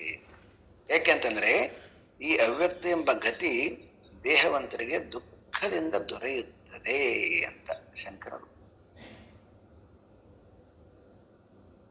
ಗತಿ ಅಕ್ಷರ ಆತ್ಮಿಕ ದುಃಖಂ ಸಹ ದೇಹವದ್ಭಿ ದೇಹ ಅಭಿಮಾನವದ್ಭಿ ಅವಾಪ್ಯತೆ ಅತಃ ಕ್ಲೇಶ ಅಧಿಕತರಃ. ಅಂದ್ರೆ ಇದರ ಅರ್ಥ ಏನು ಅಂತಂದ್ರೆ, ಯಾಕೆ ಇದನ್ನ ಕ್ಲೇಶ ಅಂತ ಕರೆದಿದ್ದೇನಂತಂದ್ರೆ, ಈ ದೇಹದಲ್ಲಿ ಇರುವ ತನಕ ಮನುಷ್ಯನಿಗೆ ಈ ದೇಹದ ಅಭಿಮಾನವನ್ನ ತ್ಯಜಿಸುವಂತಹದ್ದು ಅತ್ಯಂತ ಕಷ್ಟ ಸಾಧ್ಯವಾಗಿರತಕ್ಕಂಥದ್ದು. ಯಾವುದೋ ಮೂಲದಿಂದ ಮತ್ತೆ ಮತ್ತೆ ದೇಹದ ಮೇಲೆ ಅಭಿಮಾನ ಬಂದ್ಬಿಡ್ತದೆ. ಸೊ ಹಾಗಾಗಿ ಈ ದೇಹದ ಅಭಿಮಾನದಿಂದ ಕಳಚೋದಿದೆಯಲ್ಲ, ತುಂಬಾ ಕಷ್ಟದ ಕೆಲಸ ಇದು. ನಾನಂತ ಬಂದ್ಬಿಡ್ತದೆ ಅದು. ಆ ಕಾರಣದಿಂದ ಇದನ್ನ ಕ್ಲೇಶ ಅಂತ ಕರೆದಿದ್ದಾರೆ. ಯಾಕಂತಂದ್ರೆ ಇದು ಚಾಲೆಂಜ್ ಆಗಿರ್ತಕ್ಕಂಥದ್ದು. ಮನುಷ್ಯನಿಗೆ ತುಂಬಾ ಅಭಿಮಾನ ಕಳ್ಕೊಳ್ತಕ್ಕಂಥದ್ದು ತುಂಬಾ ಕಷ್ಟಕರವಾಗಿರ್ತಕ್ಕಂಥದ್ದು. ಕಷ್ಟಕರವಾಗಿರ್ತಕ್ಕಂಥ ಅರ್ಥ ಅಂತಂದ್ರೆ ತುಂಬಾ ಪ್ರಯತ್ನ ಮಾಡ್ಬೇಕಂತ. ಕಷ್ಟ ಅಂದ್ರೆ ಮತ್ತೆ ಅಲ್ಲಿ ಕಷ್ಟ ಇಲ್ಲ. ಅಲ್ಲಿ ಕಷ್ಟ ಅಂತಕ್ಕಂಥದ್ದು ಯಾವಾಗ ಅಂತಂದ್ರೆ ಜ್ಞಾನದ ಅಭಾವನೆ ಅಲ್ಲಿ ಕಷ್ಟ. ಯಾವಾಗ ಜ್ಞಾನ ಬರ್ತಾ ಹೋಗುತ್ತೆ ಆವಾಗ ಅದು ಸುಲಭ ಆಗುತ್ತೆ. ಆದರೂ ಕೂಡ ನಾವು ಪಂಚದಶಿಯಲ್ಲಿ ನೋಡ್ತಾ ಇದ್ದೀವಿ ಕ್ಲಾಸಲ್ಲಿ, ಪುನಃ ಪುನಃ ಹೇಗೆ ಅದು ಅಭಿಮಾನ ಅಂತಕ್ಕಂಥದ್ದು ಮತ್ತೆ ಮತ್ತೆ ಬಂದು ಅನೇಕ ರೀತಿಯಾಗಿ ನಮ್ಮನ್ನ ಹಾರಿಸಿಕೊಂಡು ಹೋಗುತ್ತೆ ಅಂತಕ್ಕಂಥದ್ದು ನಮಗೆಲ್ಲ ಗೊತ್ತಿದೆ. ಆ ದೃಷ್ಟಿಯಲ್ಲಿ ಈ ಅವ್ಯಕ್ತ ಉಪಾಸನೆಯನ್ನ ಮಾಡತಕ್ಕಂಥದ್ದು ಅತ್ಯಂತ ಹೆಚ್ಚು ಕ್ಲೇಶಕರವಾಗಿರ್ತಕ್ಕಂತಹದ್ದು ಇದು. ಸೊ ಇಲ್ಲಿ ತನಕ ಅಂದ್ರೆ ದೇಹ ಇರೋ ತನಕನೂ ಕೂಡ ದೇಹವಂತರಿಗೆ ದೇಹದ ಅಭಿಮಾನ, ದೇಹವಂತರು ಅಂದ್ರೆ ದೇಹದ ಅಭಿಮಾನವನ್ನ ಇರೋ ತನಕನೂ ಕೂಡ ಇದು ಅವರಿಗೆ ಕ್ಲೇಶವನ್ನ ತಂದು ಕೊಡುತ್ತೆ. ಯಾಕಂತಂದ್ರೆ ಮಾನ ಅಭಿಮಾನ ಕಳ್ಕೊಳ್ಬೇಕಂತಂದ್ರೆ ಭಾರಿ ಕಷ್ಟದ ಕೆಲಸ ಅಲ್ವ. ತುಲ್ಯನಿಂದ ಸ್ತುತಿರ್ ಮೌನಿ ಸಂತುಷ್ಟ ಏನಕೇನಚಿತ್ ಅನಿಕೇತಃ ಸ್ಥಿರಮತಿ ಭಕ್ತಿಮಾನ್ ಮೇ ಪ್ರಿಯೋ ನರಹ ಅಂತ ಇದೇ ಅಧ್ಯಾಯದಲ್ಲಿ ಕೊನೆಗೆ ಹೇಳ್ತಾನೆ. ಯಾರೋ ಹೊಗಳಿದ್ರಂದ್ರೆ ಖುಷಿ ಆಗತ್ತೆ, ಆದ್ರೆ ಏನಾದ್ರೂ ಅಂದ್ರಂದ್ರೆ, ಅವಮಾನ ಮಾಡಿದ್ರಂದ್ರೆ ಅವಾಗ ಏನಾಗುತ್ತೆ, ಎಷ್ಟೇ ಜ್ಞಾನ ಇದ್ರೂ ಕೂಡ ದುಃಖ ಆಗಿಬಿಡ್ತದೆ ಮನುಷ್ಯನಿಗೆ.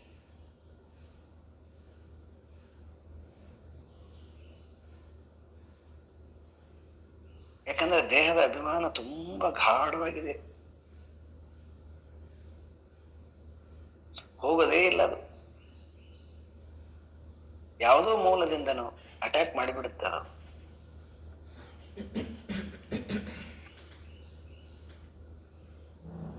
ಆ ಕಾರಣದಿಂದ ಈ ಯಾರು ಅಕ್ಷರ ಉಪಾಸನೆಯನ್ನ ಮಾಡ್ತಾರೆ, ನಿರ್ಗುಣ ಉಪಾಸನೆಯನ್ನ ಮಾಡ್ತಾರೆ, ಆ ನಿರ್ಗುಣ ಉಪಾಸನೆ ಮಾಡ್ತಕ್ಕಂಥವ್ರಿಗೆ ಕ್ಲೇಶ ಅಧಿಕ ಅಂತ.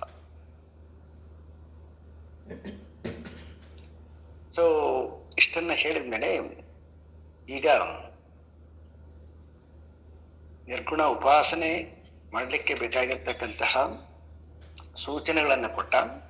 ಸೂಚನೆ ಕೊಟ್ಟಾದ್ಮೇಲೆ ಆ ಉಪಾಸನೆ ಅಂತಕ್ಕಂಥದ್ದು ಅತ್ಯಂತ ಕ್ಲೇಶದಾಯಕವಾಗಿರ್ತಕ್ಕಂಥದ್ದು ಅನ್ನುವಂಥದ್ದನ್ನ ಹೇಳಿ, ಈಗ ಈ 6 ಮತ್ತು ಈ 7 ಈ 2 ಶ್ಲೋಕದಲ್ಲಿ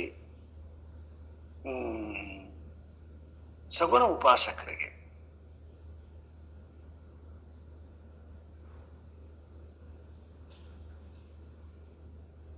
ಈ 2 ಶ್ಲೋಕದಲ್ಲಿ ಏನ್ ಮಾಡ್ತಾ ಇದ್ದಾನೆ ಅಂತಂದ್ರೆ, ಅವರು ಯಾರು ಸಗುಣ ಉಪಾಸಕರಿರ್ತಾರೆ ಅವರಿಗೆ ಫಲವನ್ನ ಹೇಳ್ತಾ ಇದ್ದಾನೆ ಇಲ್ಲಿ.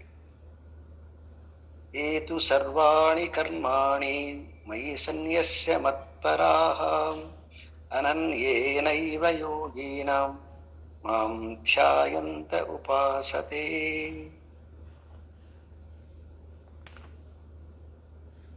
ಏತು ಸರ್ವಾಣಿ ಕರ್ಮಾಣಿ ಮಯಿ ಸನ್ಯಸ್ಯ ಮತ್ಪರಾಹ ಮತ್ಪರಮಃ ಮತ್ಪರಾಹ ಅಂದ್ರೆ ಮತ್ತಂದ್ರೆ ನನ್ನಲ್ಲಿನೇ ರತಿ ಅಂದ್ರೆ ಯಾರು ನನ್ನಲ್ಲಿ ಸಂಪೂರ್ಣವಾಗಿ ಸಮರ್ಪಣೆ ಮಾಡಬೇಕು. ಏತು ಸರ್ವಾಣಿ ಕರ್ಮಾಣಿ ಏನೆಲ್ಲವನ್ನ ಕೂಡ ಸರ್ವ ಕರ್ಮಗಳನ್ನ ಮಾಡ್ತಾರೆ. ಆ ಸರ್ವ ಕರ್ಮಗಳನ್ನ ಮಾಡುವಾಗ ಏನ್ ಮಾಡಬೇಕು, ಸನ್ಯಸ್ಯ ಮತ್ಪರಾಹ ಅದನ್ನೆಲ್ಲನೂ ಕೂಡಗಿ ಎಲ್ಲವನ್ನ ಸನ್ಯಾಸ ಮಾಡಿ ನನ್ನಲ್ಲಿ ಸಂಪೂರ್ಣವಾಗಿ ಎಲ್ಲಾ ಕರ್ಮಗಳನ್ನ ಮನಸ್ಸನ್ನ ನನ್ನಲ್ಲಿ ನೆಡಬೇಕು ಅಂತ. ಅನನ್ಯೇನೈವ ಯೋಗೀನ, ಅನನ್ಯೇನೈವ ಯೋಗೇನ ಅಂತಂದ್ರೆ ನ ಅನ್ಯ ಥಾಟ್ಸ್ ಇಲ್ದಂತೆ, ಯೋಗೇನಂತಂದ್ರೆ ಸೇರುವಿಕೆ ಅಂತ. ತನ್ನನ್ನ ತಾನು ಸಂಪೂರ್ಣವಾಗಿ ಮಾಂ ಧ್ಯಾಯಂತ ಉಪಾಸತೆ, ನನ್ನ ಧ್ಯಾನದಲ್ಲಿ ಸಂಪೂರ್ಣವಾಗಿ ಎಲ್ಲ ಕರ್ಮಗಳನ್ನ ತ್ಯಾಗ ಮಾಡಿ ಮನಸ್ಸನ್ನ ನನ್ನಲ್ಲಿ ನೆಟ್ಟು ಯಾರು ಉಪಾಸನೆ ಮಾಡ್ತಾರೆ, ತೇಷಾಂ ಅಹಂ ಸಮುದ್ಧರ್ತ, ಆ ರೀತಿಯಾಗಿ ಯಾರು ಉಪಾಸನೆ ಮಾಡ್ತಾರೆ, ಸೊ ಅವ್ರಿಗೆ ಏನ್ ಮಾಡ್ತೀನಿ ನಾನಂತಂದ್ರೆ ಮೃತ್ಯು ಸಂಸಾರ ಸಾಗರ ಸಮುದ್ಧರ್ತ ಅಂದ್ರೆ ಈ ಮೃತ್ಯುವಿನ ಸಾಗರದಿಂದ ಅವರನ್ನ ಪಾರು ಮಾಡುತ್ತೇನೆ ನಾನು.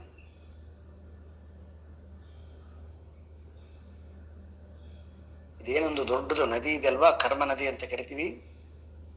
ಈ ಕರ್ಮ ನದಿ ದಾಟ್ಲಿಕ್ಕೆ ಅಸಾಧ್ಯವಾಗಿರ್ತಕ್ಕಂಥದ್ದು. ಆದ್ರೆ ಯಾರು ಎಲ್ಲ ಕರ್ಮಗಳನ್ನ ಸನ್ಯಾಸ ಮಾಡಿ ಮನಸ್ಸನ್ನ ಸಂಪೂರ್ಣವಾಗಿ ನನ್ನಲ್ಲಿ ನಿಲ್ಲಿಸಿ ಯಾರು ನನ್ನನ್ನ ಉಪಾಸನೆ ಮಾಡ್ತಾರೆ, ಸೊ ಉಪಾಸನೆ ಮಾಡ್ತಕ್ಕಂಥವ್ರಿಗೆ ಏನು ನಾನು ಫಲ ಕೊಡ್ತೇನೆ ಅಂದ್ರೆ ಮೃತ್ಯು ಸಂಸಾರ ಸಾಗರ. ಈ ಮೃತ್ಯು ಎನ್ನುವಂತಹ ಏನು ಒಂದು ಸಾಗರ ಇದೆ ಅಲ್ವಾ ಸಂಸಾರ, ಸಂಸಾರ ಅಂದ್ರೆ ಜನನ ಮರಣದ ಒಂದು ಚಕ್ರ ಇದೆಯಲ್ವಾ.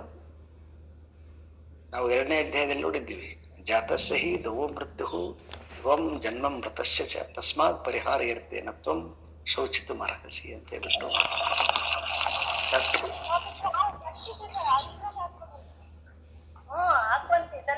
ಬುರುಗ್ ಬರುತ್ತಲ್ಲ ತಲೆ ಉಪಯೋಗಿಸು, ಸ್ವಲ್ಪ ಬುರುಗ್ ಬರುತ್ತಲ್ಲ ಬಿಟ್ಟ ಹಿಂಗ ಹಾಕಿ ನೋಡಿ ಬುರುಗ್ ಬರ್ತದ ಬರ್ತೈತ ಬುರುಗು. ಯಾಕೆ ಬರ್ತೈತಿ ವೀಣಾ ಮ್ಯೂಟ್.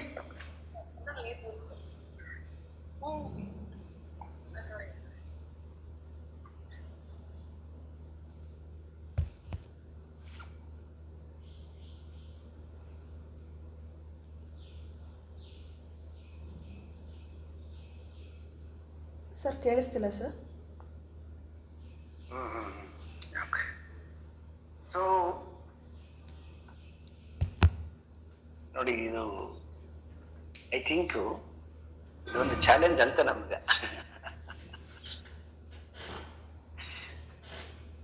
ಅಂದ್ರೆ ಇಷ್ಟು ನಿರಂತರವಾಗಿ ಆ ಶಾಸ್ತ್ರದ ಚಿಂತನೆ ಮಾಡ್ತಾ ಇದ್ದೀವಿ.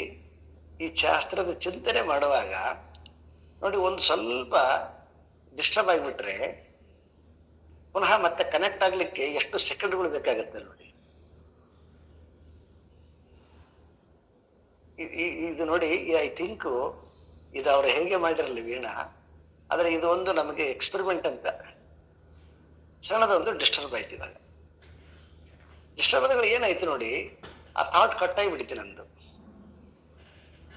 ಮತ್ತೆ ಪುನಃ ಅವರು ಜ್ಞಾಪಕ ಮಾಡಿದ ಮೇಲೆ ಬ್ಲಾಂಕ್ ಆಗಿಬಿಡ್ತದು. ಆ ಏನು ಒಂದು ಪ್ರವಾಹ ಹರಿತೇ ಇತ್ತಲ್ವಾ, ಯಾವಾಗ ಡಿಸ್ಟರ್ಬ್ ಆದಗಳಿಗೆ ಕಂಪ್ಲೀಟ್ ಆಗಿ ಸ್ಟಾಪ್ ಆಗಿಬಿಡುತ್ತೆ. ಅದು ಏನು ಸ್ಥಿತಿ ಅಂದ್ರೆ ಶೂನ್ಯ ಸ್ಥಿತಿ. ಅದು ಅದಕ್ಕೆ ಎಷ್ಟು ಕಷ್ಟ ಇದೆ ನೋಡಿ. ಕಟ್ಟಾಗದಂತೆ ಉಪಾಸನೆ ಮಾಡೋದು ಇದೆಯಲ್ಲ, ಯಾಕಂದ್ರೆ ಇಷ್ಟು ಇದು ಸಣ್ಣದಿದು, ಏನು ಬಹಳ ಚಿಕ್ಕದಲ್ಲ, ಚಿಕ್ಕದ ಅಡ್ಡಿದು. ಆದ್ರೆ ಇದು ಸಂಸಾರ ಅಂತಕ್ಕಂಥ ದೊಡ್ಡದಲ್ವ ಇದು. ಈ ಸಂಸಾರದಲ್ಲಿ ಏನಾಗುತ್ತೆ ಅಂತಂದ್ರೆ, ಈ ತರದ್ ಯಾವ್ದಾರು ಒಂದು ಅಡ್ಡಿ ಬಂಧುಗಳಿಗೆ ಅದು ಕಟ್ಟಾಗಿ ಬಿಡ್ತದೆ ಲೈವ್.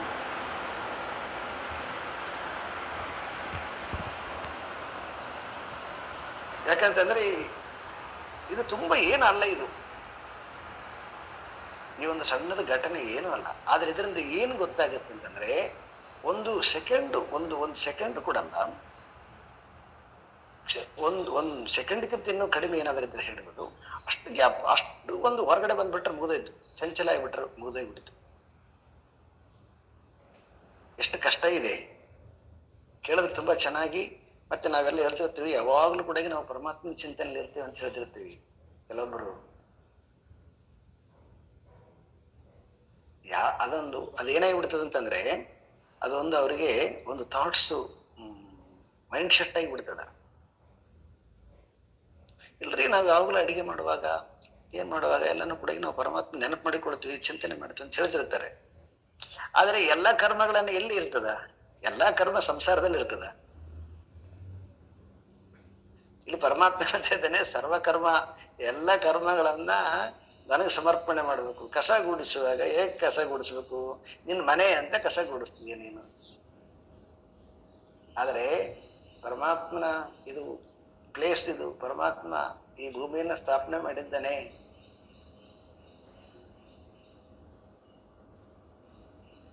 ಅಂತ ಆ ರೀತಿಯಾಗಿ ನಮ್ಮ ಮನಸ್ಸು ಬರ್ಲಿಕ್ಕೆ ಸಾಧ್ಯನ?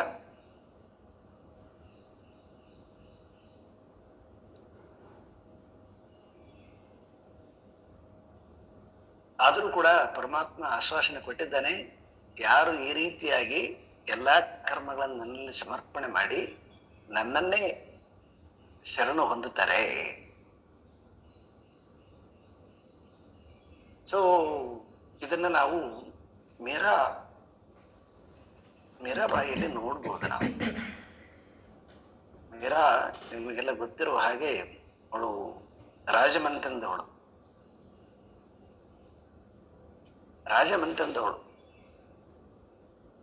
ಹಿಂದಿನ ಕಾಲದಲ್ಲಿ ಸೊ ರಾಜ ಪರಿವಾರ ಅಂದ್ರೆ ಅವರ ಅಂತಃಪುರದ ಪರಿವಾರ ಯಾವುದು ಕೂಡ ಹೊರಗಡೆ ಏನಾದರೂ ದೇವಸ್ಥಾನಕ್ಕೆ ಹೋಗ್ಬೇಕಾದ್ರೆ ಹೇಗಂತಂದ್ರೆ ತುಂಬಾ ಎಲ್ಲ ಆ ಸುತ್ತಲೂ ಕೂಡ ಈ ಸೈನಿಕರು ನಿಂತುಕೊಂಡಿರ್ತಿದ್ರು, ಮತ್ತೆ ಎಲ್ಲ ಪರದೆಗಳು ನಿಲ್ಲಬಿಟ್ಟಿರ್ತಿದ್ರು, ಯಾರು ನೋಡ್ಬಾರದು ಅಂತ.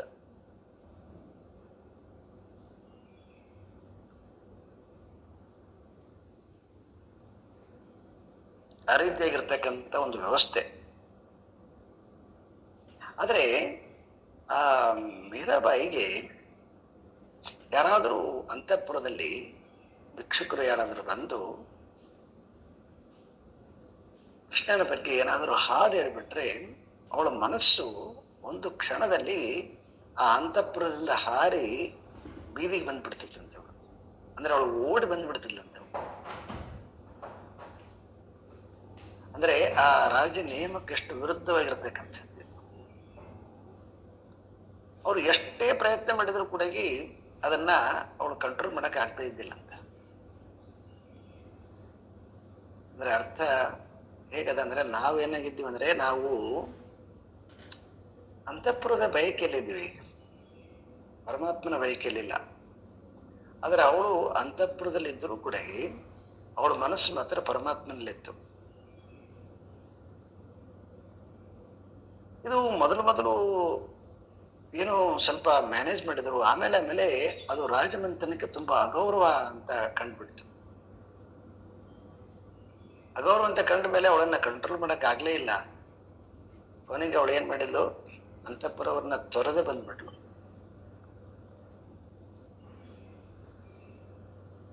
ಇದು ಈ ಶ್ಲೋಕಕ್ಕಿರ್ತಕ್ಕಂತಹ ಅರ್ಥ. ಆ ರೀತಿಯಾಗಿ ಯಾರು ಸಂಪೂರ್ಣವಾಗಿ ಮನಸ್ಸನ್ನ ಭಗವಂತನಿಗೆ ಕೊಡ್ತಾರೆ,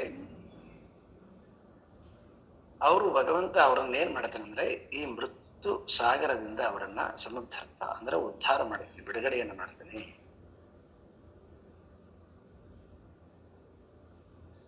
ಸೊ ಈ ರೀತಿಯಾಗಿ ಮನಸ್ಸನ್ನ ಕೊಡುವಂತಹದ್ದು ಎಷ್ಟು ಕಷ್ಟ ಅಂತಕ್ಕಂಥದ್ದು ನೆಕ್ಸ್ಟ್ ಶ್ಲೋಕಗಳಲ್ಲಿ 8, 9, 10, 11, 12 ಇಷ್ಟು ಶ್ಲೋಕಗಳು ಈ ಸಗುಣ ಉಪಾಸನೆ ಮಾಡಲಿಕ್ಕೆ ಇರುವಂತಹ ಏನು ಚಾಲೆಂಜಸ್ ಇದೆ, ಅದು ಎಷ್ಟು ಕಷ್ಟಕರವಾಗಿರತಕ್ಕಂಥದ್ದು ಅಂತ ಹೇಳಿ ದೆನ್ ಅದಾದ್ಮೇಲೆ 13ನೇ ಶ್ಲೋಕದಿಂದ ಕೊನೆಗೆ 20ನೇ ಶ್ಲೋಕದವರೆಗೆ ನಿರ್ಗುಣ ಉಪಾಸನೆಯ ಚಾಲೆಂಜು ಮತ್ತು ಅದರ ಕ್ರಮಗಳು ಇಷ್ಟನ್ನ ಈ 12th ಚಾಪ್ಟರ್ ವಿಶೇಷತೆ. ಓಂ ಪೂರ್ಣಮದಃ ಪೂರ್ಣಮಿದಂ ಪೂರ್ಣಾತ್ ಪೂರ್ಣಮುದಚ್ಯತೆ ಪೂರ್ಣಸ್ಯ ಪೂರ್ಣಮಾದಾಯ ಪೂರ್ಣಮೇವಾವಶಿಷ್ಯತೆ. ಓಂ ಶಾಂತಿ ಶಾಂತಿ ಶಾಂತಿ. ಹರಿ ಓಂ ಶ್ರೀ ಗುರುಭ್ಯೋ ನಮಃ. ಹರಿ ಓಂ.